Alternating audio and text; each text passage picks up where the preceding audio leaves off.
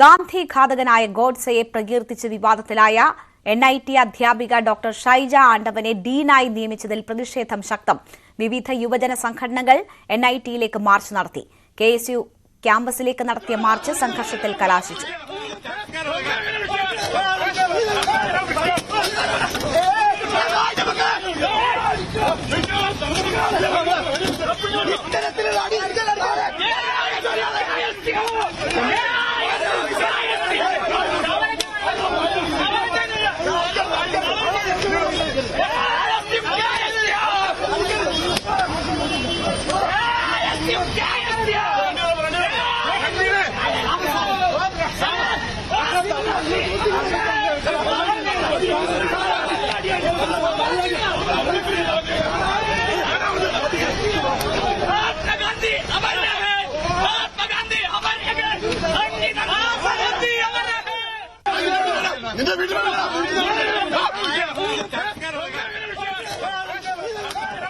ജനുവരിയിൽ ഗാന്ധിജിയുടെ രക്തസാക്ഷി ദിനത്തോടനുബന്ധിച്ച് സമൂഹ മാധ്യമ പോസ്റ്റിന് താഴെ ഗോഡ്സെയെ പ്രകീർത്തിച്ച് കമന്റിട്ടാണ് ഇവർ വിവാദത്തിലായത്.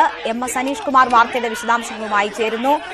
അനീഷ്, വലിയ രീതിയിലുള്ള പ്രതിഷേധം വിദ്യാർത്ഥി സംഘടനകളുടെ ഭാഗത്തു നിന്നും ഉയരുകയാണ്. പ്രതിഷേധം കൂടുതൽ ശക്തമാക്കാനാണോ വിദ്യാർത്ഥി സംഘടനകളുടെ നീക്കം?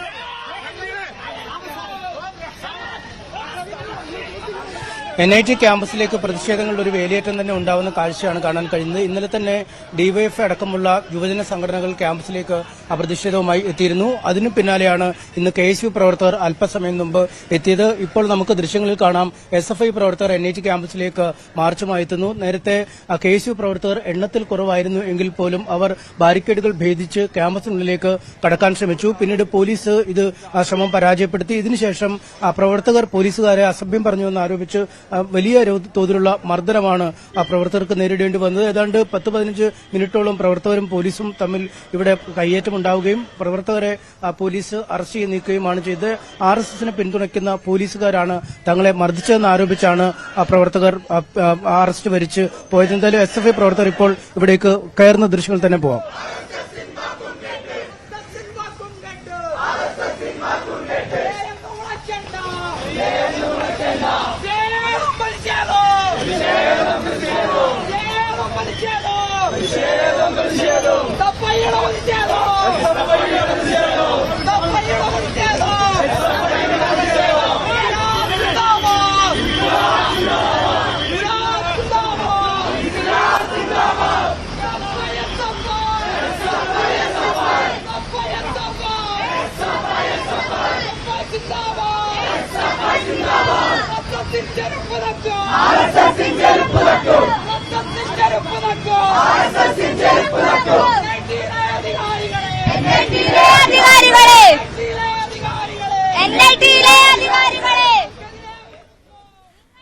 MS അനീഷ് കുമാറാണ് അവിടെ നിന്നും വാർത്തയുടെ വിശദാംശങ്ങൾ നൽകിയത്. SFIയുടെ നേതൃത്വത്തിലും വലിയ പ്രതിഷേധം അരങ്ങേറുകയായിരുന്നു. നേരത്തെ KSU നടത്തിയ പ്രതിഷേധ സമരത്തിലും ഒപ്പം കയ്യാങ്കളിയും പോലീസുമായുള്ള ഏറ്റുമുട്ടലും ഒക്കെ ഉണ്ടായതാണ്.